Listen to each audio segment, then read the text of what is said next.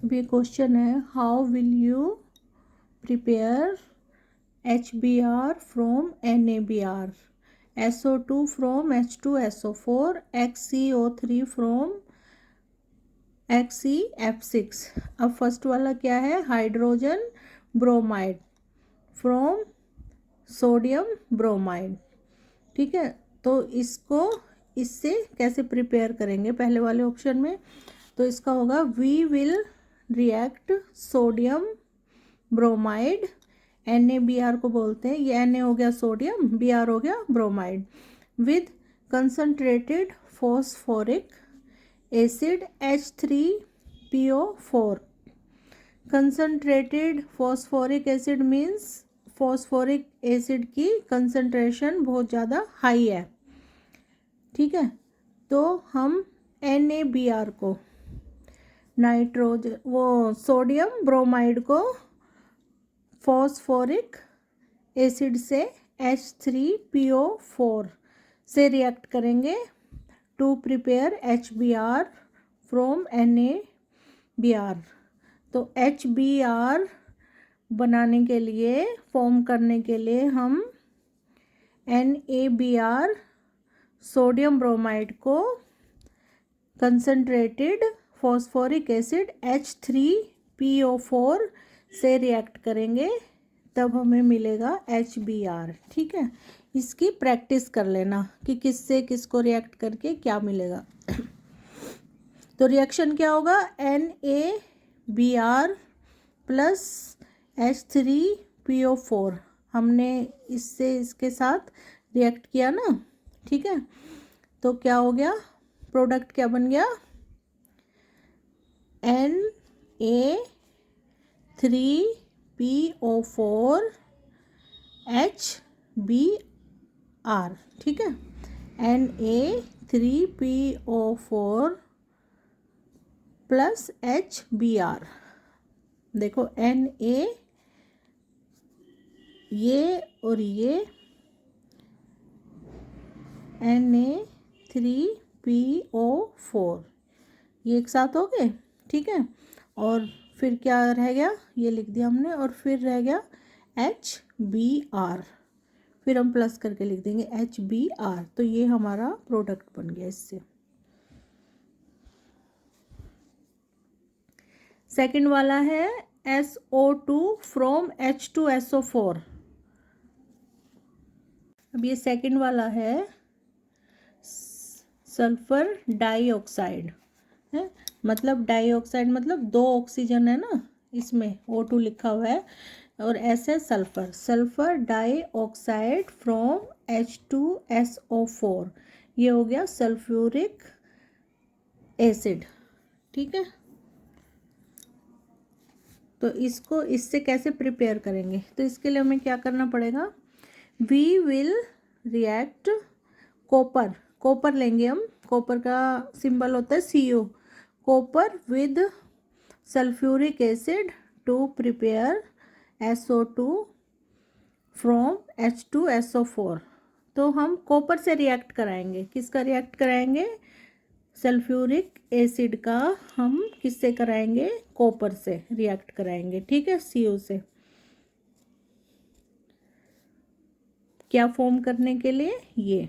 ठीक है, तो we will react copper Cu with sulphuric acid prepare SO2 from H2SO4। तो रिएक्शन क्या होगा, reaction will Cu plus 2H2SO4, ये कॉपर हो गया और ये सल्फ्यूरिक एसिड हो गया, और प्रोडक्ट क्या बना, CuO plus 2H2O plus SO2, Cu plus 2H2SO4। तो क्या आ गया इसमें, CuO आ गया, एक ऑक्सीजन आ गई कॉपर के साथ इधर, प्लस 2H2O, 2H2O, एक ऑक्सीजन इधर आ गई है। ठीक है, दो ऑक्सीजन होगी, प्लस SO2, और दो ऑक्सीजन आ गई जो लेफ्ट बची वो SO के साथ, एस के साथ, सल्फ़र के साथ है, ठीक है। सल्फ़र के साथ आ गई 2 ऑक्सीजन, और हाइड्रोजन के साथ H2O, 1 ऑक्सीजन आ गई इधर, 2H2O, और एक कॉपर के साथ आ गई CuO, ठीक है। 4 थी ना ऑक्सीजन, तो एक कॉपर के साथ आ गई है, एक हाइड्रोजन के साथ आ गई है 2H2O, और एक सल्फ़र के साथ, 2 सल्फ़र के साथ आ गई है SO2। तो ये बन गया CuO plus 2H2O plus SO2, CuO plus 2H2O plus SO2, ठीक है। ये लिख के प्रैक्टिस करने से ही होंगे कि इससे क्या रिएक्शन बनेगा, और 2 बार लिखने से लर्न हो जाएंगे। अब ये नेक्स्ट है XeO3 फ्रॉम XeF6। तो ये क्या हो गया, Xe हो गया जेनॉन, इसको बोलते हैं जेनॉन, और ये क्या हो गया ऑक्सीजन। तो ये क्या हो गया, 3 है तो क्या लिखेंगे, try oxide, xenon try oxide, ठीक है, ट्राई ऑक्साइड,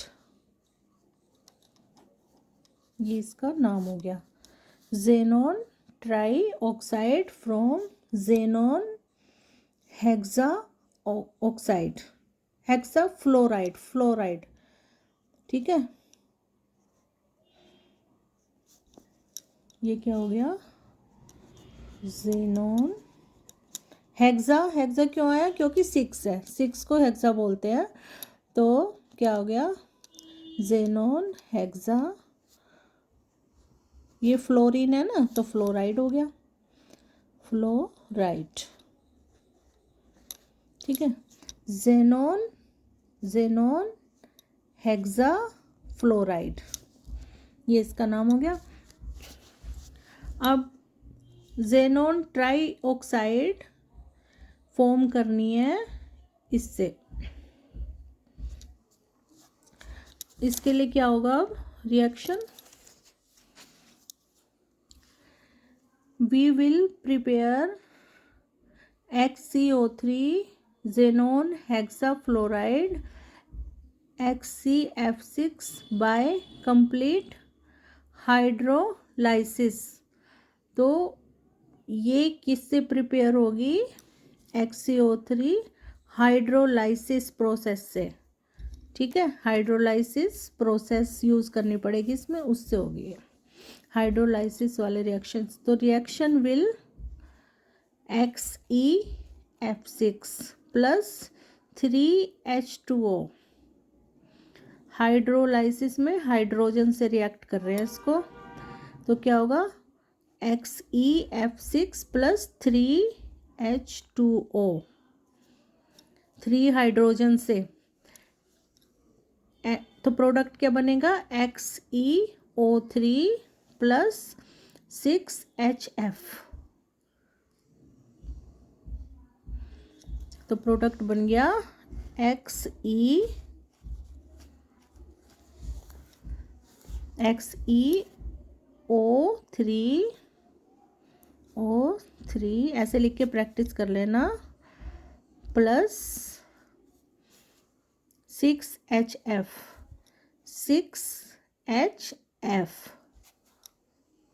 6HF, ये प्रोडक्ट बन गया, ठीक है। XeO3 यहाँ पे आ जाएगा प्लस 6HF, जो लेफ्ट बचेगा वो इधर लिख देंगे, ये बन गया इससे प्रोडक्ट। तो एक ये पॉइंट है, when XeF6 means xenon hexafluoride is completely hydrolyzed, it produced XeO3 and hydrogen fluoride HF, ठीक है। जो इसमें लिखा है वही बताया हुआ है कि जब कंप्लीटली हाइड्रोलाइज्ड हो जाती है वो हाइड्रोजन से, तो ये प्रोड्यूस करती है और ये प्रोड्यूस करती है हाइड्रोजन फ्लोराइड और xenon XeO3, xenon try oxide. ठीक है, लिख के प्रैक्टिस कर लेना, लर्न हो जाएगा। ये क्वेश्चन है, account for the following transition metals have high enthalpy of atomization. Atomisation क्या होता है? किसी भी सब्सटेंस को पीसीज में तोड़ा जा सके, मतलब तोड़ा जाता है, उसके पीसेस किए जा सकते हैं या उसको हीट करके उसके बॉन्ड को तोड़ा जाता है। तो ट्रांजिशन मेटल्स कौन सी होती हैं? Iron, cobalt, copper. तो ये हाई एंथैल्पी ऑफ एटोमाइजेशन रखती हैं। ठीक है, क्यों रखती हैं?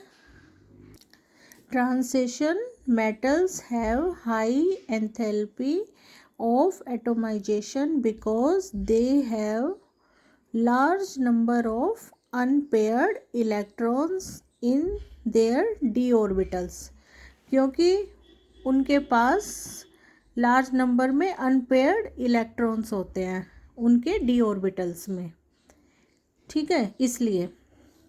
अब सेकंड है, Mn2+ compounds are more stable towards oxidation than Fe2+ compounds। तो कह रहे हैं Mn2+ compounds more stable क्यों हैं oxidation than Fe2+ compound. Fe2+ compounds के सामने के कंपेयर में वो मोर स्टेबल क्यों है, ये पूछ रहे हैं वो। Mn2+ compounds are more stable towards oxidation than Fe2+ compounds because of their half filled D orbitals, क्योंकि उनके ऑर्बिटल्स हाफ फिल्ड है, मतलब पूरे भरे हुए नहीं है, कंप्लीट नहीं है इलेक्ट्रॉन से, इसलिए वो मोर स्टेबल है।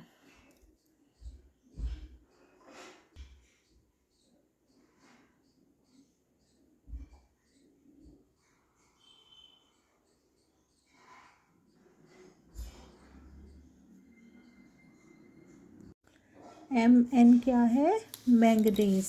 इसको मेटल को क्या बोलते हैं? Mn को। इसका केमिकल नेम क्या होता है? मैंगनीज। ठीक है, ये एक मेटल है। और Fe का तो पता ही है क्या होता है? आयरन। ये मैंगनीज होगी मेटल और ये आयरन होगी। तो वो ये कह रहे हैं कि मैंगनीज कंपाउंड्स मोर स्टेबल क्यों है आयरन के मुकाबले, क्योंकि मैंगनीज के पास हाफ फिल्ड ऑर्बिटल्स हैं, इसलिए वो मोर स्टेबल है। अब थर्ड है, Cu2+ ion is coloured while Zn2+ ion is not. देखो ये कॉपर है, Cu क्या होता है? कॉपर। बार बार रिपीट हो रहे हैं ये, कॉपर, कॉपर है ये, और ये इस पे 2 पॉजिटिव चार्ज लगा हुआ है, आयोन है इसलिए। और ये Zn क्या होता है? जिंक। ये जिंक मेटल है, तो इसमें भी 2+ पॉजिटिव चार्ज लगा हुआ है। तो कह रहे हैं कि Cu2 मतलब कॉपर आयोन कलर्ड है, जबकि जिंक कलर्ड नहीं है। क्यों पूछ रहे हैं? तो हम इसका क्या आंसर लिखेंगे? Cu ion is coloured while Zn ion is not colored. It is because Cu has one unpaired electron in his 3D orbital that absorb light due to dd transitions and produce color। जो Cu ion है इसमें 9 electron filled होते हैं इसके 3D orbital में और एक unpaired होता है।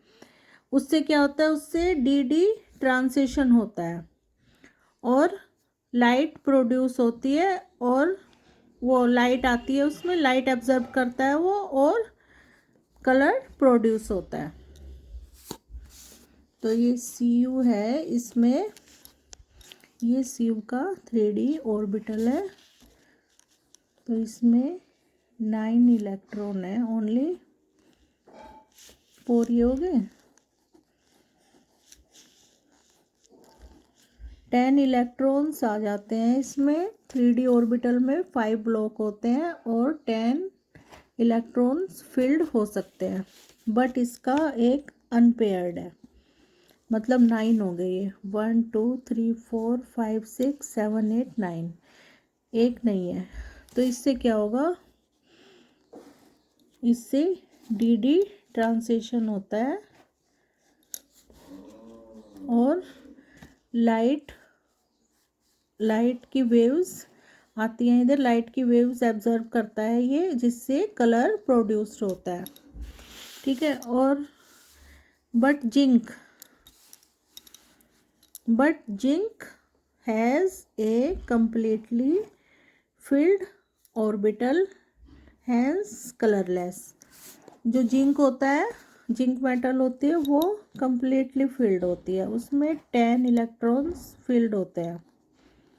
सारे ऑर्बिटल, इसका 3D ऑर्बिटल पूरा भरा हुआ होता है, कोई भी अनपेयर्ड इलेक्ट्रॉन नहीं होता इसमें।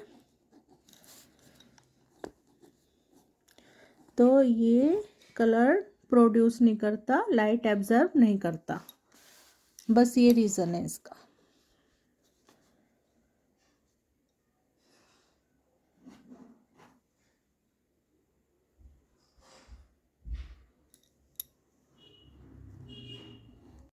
अब ये क्वेश्चन है, N analysis shows that ferrous oxide has the formula Fe 0.93, oxygen 1.00, what fraction of iron exists as Fe2+ and Fe3+। तो इन्होंने फर्स्ट वाले में ए में क्वेश्चन में इन्होंने फ्रैक्शन पूछा है किसका, Fe2+ एंड Fe3+, मतलब टोटल क्या है ये, आयरन का टोटल फ्रैक्शन पूछा है और ये इसका फॉर्मूला दिया हुआ है Fe 0.93, Fe हो गया आयरन और ये हो गया ऑक्सीजन 1.00। ठीक है। तो और सेकंड दिया हुआ है, explain the following, 1 gram of pulverized wood burns faster than 1 gram piece of wood. तो चलिए पहले फर्स्ट वाला सोल्व करते हैं। अब देखिए इसमें सबसे पहले हम ये लिखेंगे, to determine the fraction of iron existing as Fe2+ and Fe3+ in the given ferrous oxide, we will follow these steps। तो फ्रैक्शन ही तो पूछा है Fe2+ एंड Fe3 का, और ये फॉर्मूला है, ये फॉर्मूला गिवन है, क्या हो गया ये, फेरस ऑक्साइड। ठीक है। तो चलिए इसको पहले ऐसे लिखेंगे, डिटरमाइन करने के लिए हम इसको ये स्टेप्स फॉलो करेंगे, ये वाली लाइन लिखेंगे, फिर हम क्या करेंगे, मान लेंगे कि x तो है किसका मोल है Fe2+ का, और y है Fe3+ के moles. Let the number of moles of Fe2+ x and number of moles of Fe3+ y, ये हमने इमेजिन कर लिया है। ठीक है, अब लिख देंगे हम total number of moles of iron. ये Fe आयरन ही तो है ना, तो लिख देंगे टोटल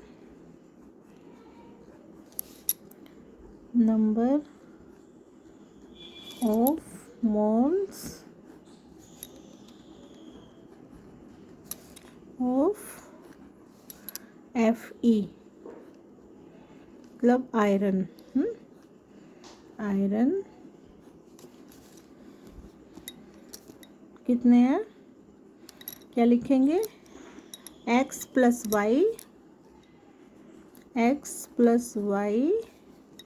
इक्वल्स टू जो फॉर्मूले में गिवन है 0.93। ठीक है, अब नेक्स्ट स्टेप में हम लिखेंगे charge balance. Charge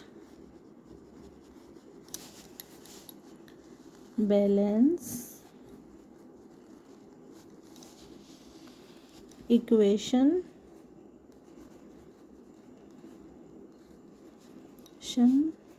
for oxide.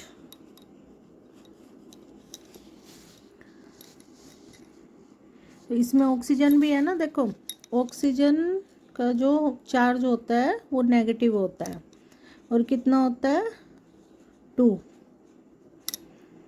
ठीक है, 2 होता है, नेगेटिव चार्ज लगता है इसमें।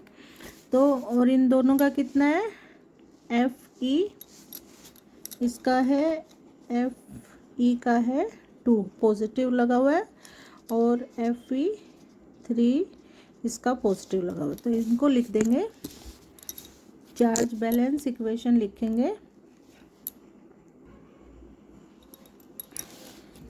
इनका चार्ज लिख देंगे। तो कैसे लिखेंगे, 2x + 3y और -2।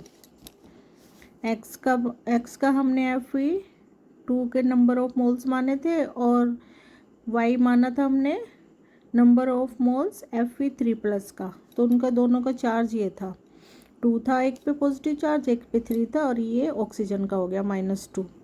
तो अब हम इसको ऐसे लिख देंगे, 2x बैलेंस करके 3y = 2। ये 2 इधर ले आएंगे हम, तो ये क्या हो जाएगा, प्लस का 2 हो जाएगा, पॉजिटिव हो जाएगा, पॉजिटिव हो जाएगा। ठीक है, अब ये होगी हमारी सेकेंड इक्वेशन। अब हम क्या करेंगे, फर्स्ट वाली इक्वेशन से from first equation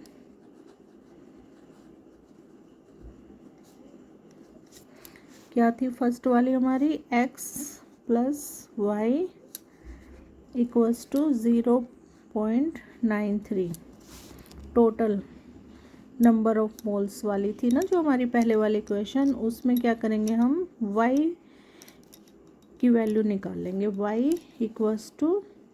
y find कर लेंगे, क्या होगा, x को इधर ले आएंगे, 0.93 - x, ये हमें y मिल गया।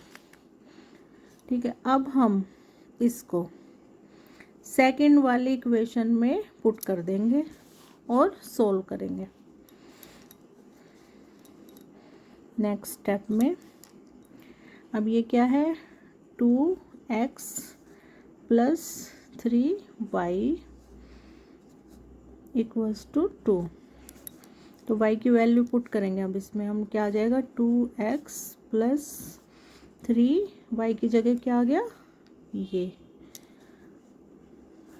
ब्रैकेट में 0.93 - x, इक्वल्स टू 2। अब इसको सोल्व करेंगे।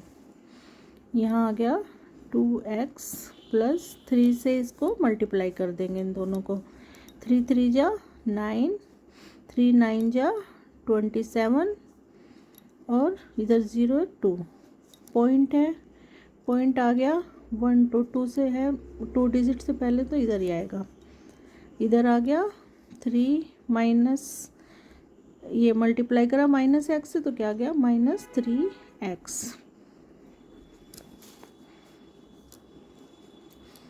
तो अब इनको इधर ले आओ, 2x minus 3x plus 2.79 equals 2।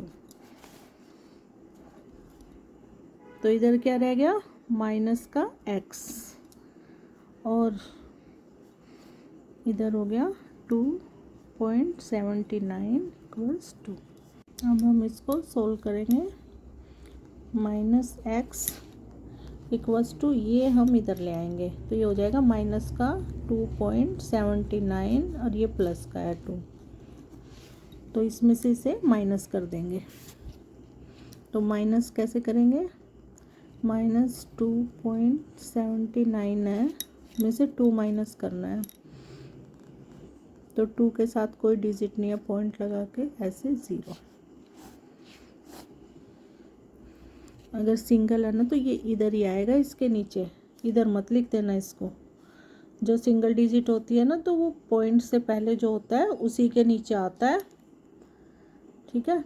जैसे सिंगल डिजिट है तो इसके नीचे ही आएगा ये, और बाकी इधर कोई डिजिट नहीं है तो 0 0 लगा लेंगे। तो 9 7 0 कितना आ गया 79।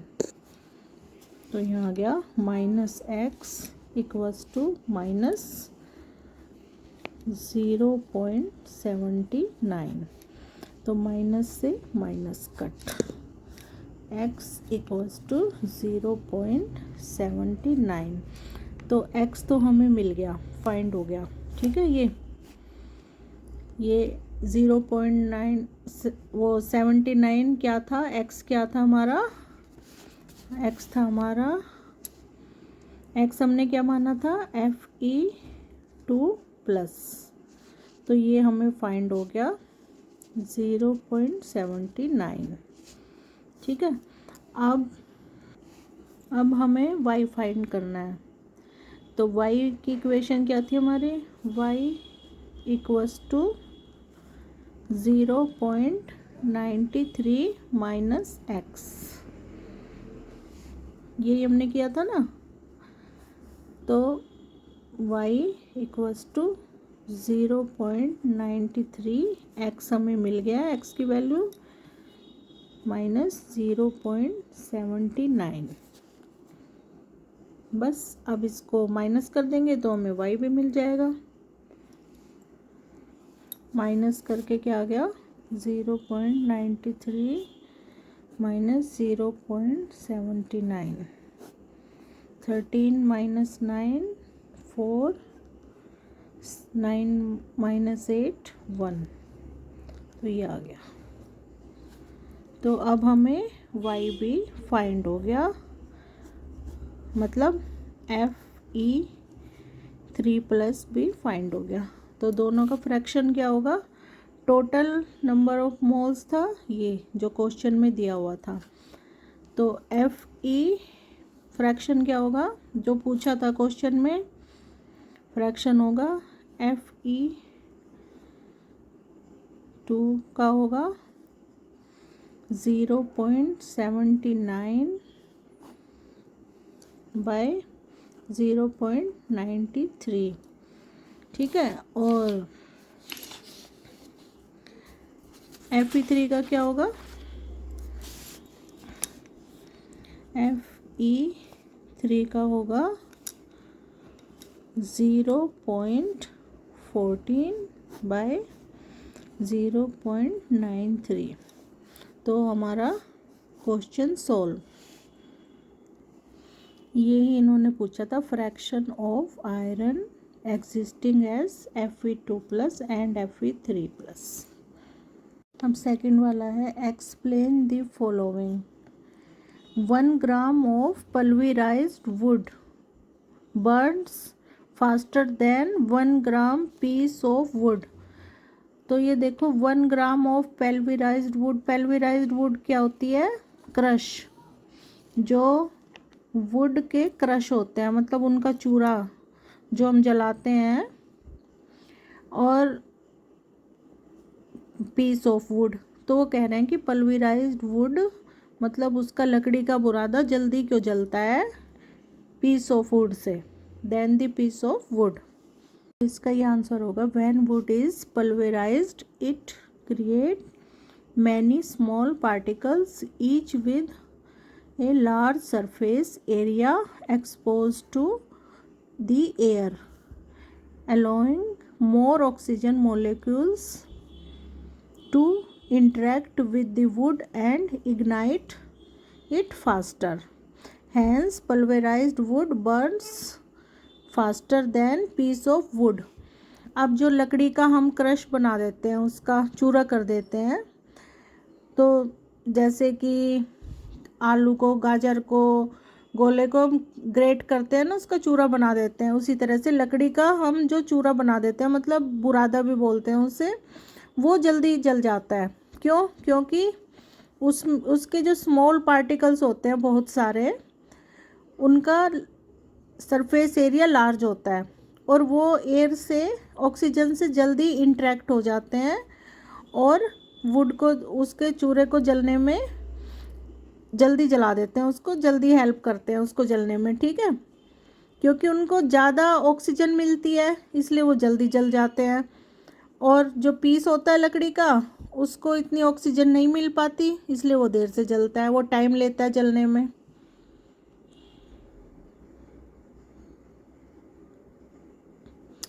कोई भी चीज़ हम जला रहे हैं, उसका सरफेस एरिया ज़्यादा होगा, उसको मतलब खुली जगह मिलेगी तो उसको ऑक्सीजन भी ज़्यादा मिलेगी उसके, उस चीज़ को, तो वो जल्दी जल जाएगी। और लकड़ी के पीस को जलने में इसीलिए टाइम लगता है और पल्वराइज्ड वुड जल्दी जल जाती है।